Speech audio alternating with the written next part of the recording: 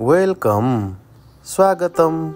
यसलाई लसकुस भनिन्छ। लसकुस। कम इन भित्र आउनुहोस्। यसलाई दुने जास भनिन्छ। दुने भनेको भित्र, जास भनेको आउनुहोस्। कम अपस्टेयर्स माथि आउनुहोस्। यसलाई तले जास भनिन्छ। तले भनेको माथि, जास भनेको आउनुहोस्। ह्याभ अ सिट बस्नुहोस्। यसलाई फिटुना दिस भनिन्छ। आई एम सरी मलाई क्षमा गर्नुहोस्। यसलाई माफ याना दिस भनिन्छ। यसमा माफ भनेको क्षमा र याना दिस भनेको गर्नुहोस्।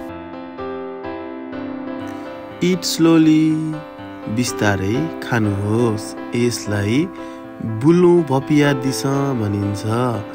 बुलु भनेको बिस्तारी, भपिया दिस भनेको खानुहोस्।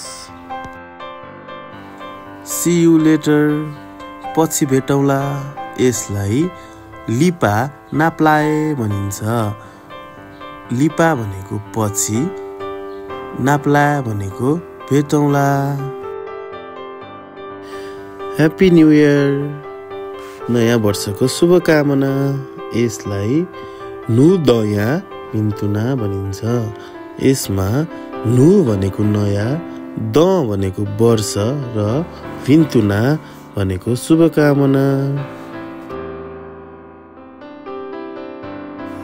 ह्याप्पी बर्थडे जन्मदिनको शुभकामना।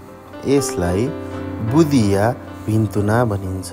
बु भनेको जन्म, दि भनेको दिन, या भनेको को, बुदिया पिन्तुना।